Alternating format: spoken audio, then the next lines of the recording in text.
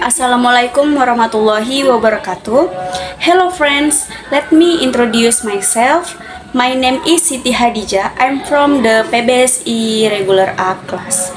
In this video, we will explore the world of overthinking, an introspective journey to understand, overcome, and change excess thought burden into positive strength.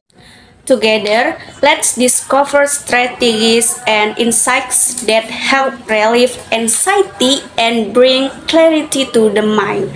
Have a good time watching!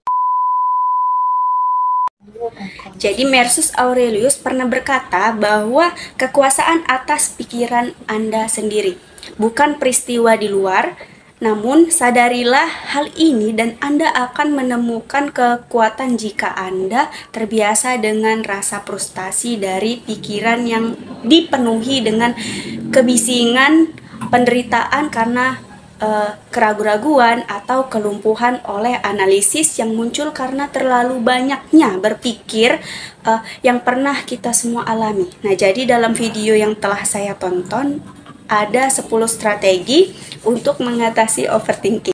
Baik, yang pertama yaitu visualisasikan overthinking Anda sebagai ketakutan eksternal. Nah, jadi maksudnya itu visualisasikan overthinking Anda sebagai ketakutan eksternal adalah mengajak Anda membayangkan dan memandang berlebihan berpikir bukan sebagai sesuatu yang mengendalikan Anda, tetapi sebagai elemen terpisah yang dapat diatasi dengan melihat overthinking sebagai kekuatan eksternal. Anda dapat mengembangkan perspektif yang memungkinkan Anda mengelola dan mengubahnya.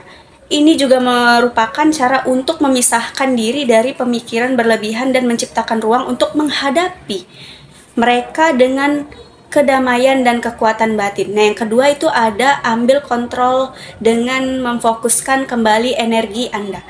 Jadi maksudnya ambil kontrol dengan memfokuskan kembali energi Anda adalah mengajak Anda untuk mengarahkan kembali perhatian dan tenaga mental Anda dari pemikiran berlebihan ke arah yang lebih positif dan produktif.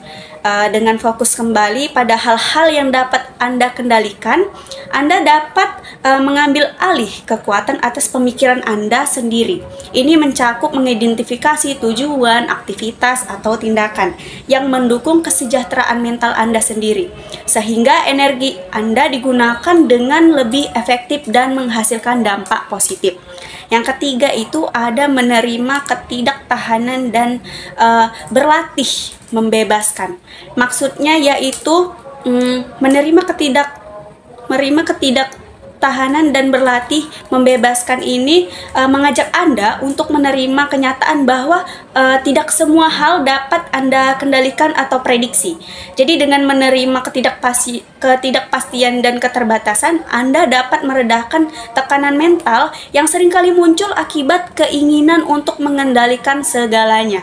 Berlatih membebaskan diri dari kekhawatiran yang tidak produktif dan fokus pada hal-hal yang dapat Anda kendalikan adalah suatu bentuk pembelajaran untuk menciptakan kebebasan batin dari beban pikiran yang berlebihan. Nah, ini melibatkan penerimaan diri dan situasi dengan sikap terbuka, memungkinkan Anda untuk lebih tenang dan adaptasi menghadapi perubahan dan ketidakpastian dalam hidup. Yang keempat yaitu menciptakan periode kekhawatiran. Jadi menciptakan periode kekhawatiran ini merujuk pada praktik menetapkan waktu khusus dalam sehari untuk secara sadar menghadapi dan menangani kekhawatiran atau pemikiran secara berlebihan. Selama periode ini Anda dengan sengaja memperbolehkan diri untuk merenungkan kekhawatiran tersebut tanpa terlalu diperintah oleh sepanjang hari. Dengan menciptakan periode kekhawatiran ini, Anda memberi diri Anda untuk mengeksplorasikan pikiran-pikiran tersebut tanpa membiarkannya mengganggu keseharian Anda. Jadi ini adalah cara untuk mengelola overthinking dengan lebih terstruktur, memisahkan waktu di mana Anda dapat dengan sadar mengatasi kekhawatiran dan mencari solusi setelah periode tersebut berakhir. Anda kemudian kembali fokus pada aktivitas positif dan menjaga kestabilan mental Anda. Yang kelima yaitu ganti pikiran luar biasa menjadi langkah-langkah yang dapat dilakukan. Maksud dari ganti pikiran luar biasa menjadi langkah-langkah yang dapat dilakukan ini merupakan mengubah pikiran yang berlebihan ini atau hayalan yang mungkin tidak realistis menjadi langkah-langkah konkret dan tindakan yang dapat diambil. Jadi daripada terjebak dalam pemikiran yang mungkin memunculkan kecemasan atau ketidakpastian, fokusnya dialihkan ke solusi dan langkah-langkah yang dapat diimplementasikan. Kemudian ini juga melibatkan memecahkan pemikiran besar atau kompleks menjadi langkah-langkah yang lebih kecil dan dapat dicapai.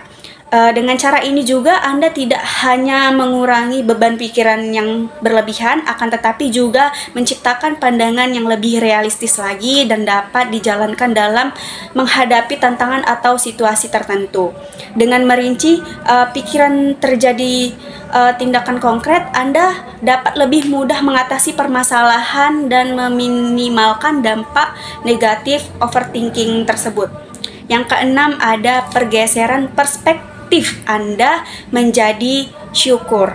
Jadi pergeseran perspektif menjadi syukur ini merujuk pada perubahan cara pandang dari fokus pada hal-hal yang mengurangi atau negatif menjadi menghargai dan bersyukur atas hal yang telah ada dalam hidup. Ini melibatkan penerimaan dan penghargaan terhadap aspek-aspek positif, prestasi kecil dan berkah yang mungkin terabaikan dalam kehidupan sehari-hari. Jadi dengan beralih ke perspektif syukur, seorang dapat juga memandang hidup dengan lebih positif, meningkatkan kesejahteraan emosional, dan mengurangi overthinking yang mungkin muncul dari fokus pada masalah atau kekurangannya.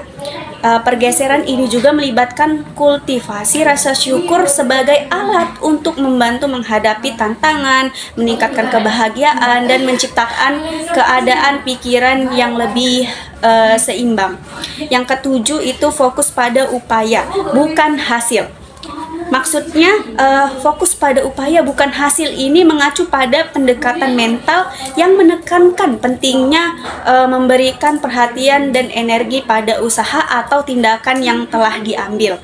Dan daripada terlalu terobsesi dengan hasil akhir atau tujuan yang mungkin belum tercapai, ini juga mengajarkan untuk menilai diri berdasarkan dedikasi, perjuangan, dan perbaikan pribadi, bukan hanya pada pencapaian akhir. Jadi dengan mengadopsi pendekatan ini, seseorang dapat mengurangi tekanan dan kecemasan yang mungkin muncul dari ekspektasi. Selanjutnya yang kedelapan itu praktikan kenyamanan sukarela. Jadi praktikan kenyamanan sukarela ini merujuk pada kesadaran dan tindakan seseorang untuk dengan sengaja menciptakan momen-momen ketenangan dan kenyamanan dalam kehidupannya sehari-hari. Hal ini juga melibatkan pilihan untuk secara aktif mencari atau menciptakan situasi yang memberikan rasa kenyamanan dan ketenangan, terlepas dari tekanan atau keadaan eksternal. Dengan melakukan praktik kenyamanan sukarela, seseorang juga dapat mengelola stres, kecemasan, dan overthinking dengan menciptakan ruang untuk istirahat dan pemulihan. Ini dapat melibatkan kegiatan seperti meditasi, berjalan-jalan santai, membaca buku favorit, atau melibatkan diri dalam hobi yang menenangkan. Praktik ini juga membantu menciptakan keseimbangan emosional dan memberikan kontrol lebih besar atas keadaan pemikiran. Yang kesembilan, merenungkan transiensi kehidupan. Merenungkan transisi kehidupan mencakup refleksi mendalam terhadap perubahan dan peralihan yang terjadi dalam kehidupan seseorang. Ini juga melibatkan pemahaman dan penerimaan terhadap fase-fase hidup yang melibatkan perubahan yang signifikan, seperti perubahan pekerjaan, pergantian status perkawinan, atau tahap-tahap perkembangan pribadi.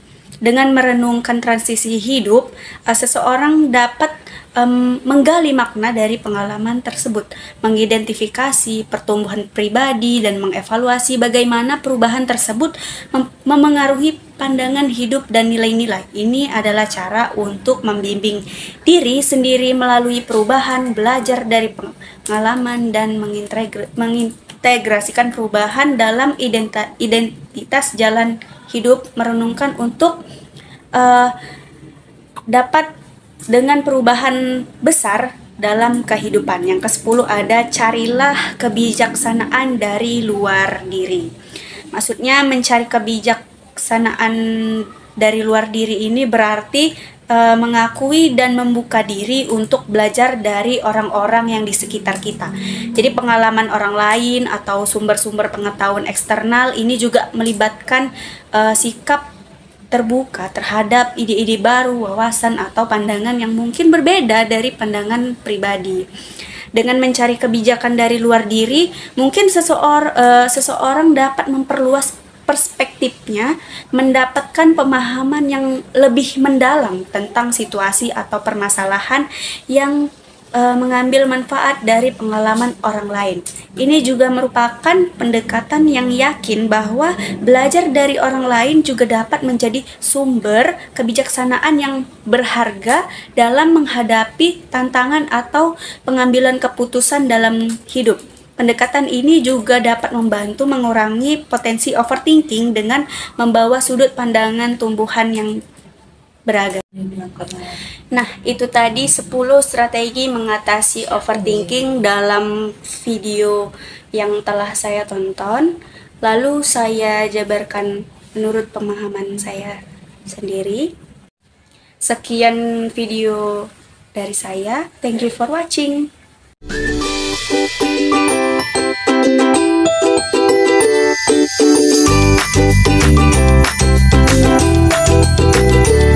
Thank you.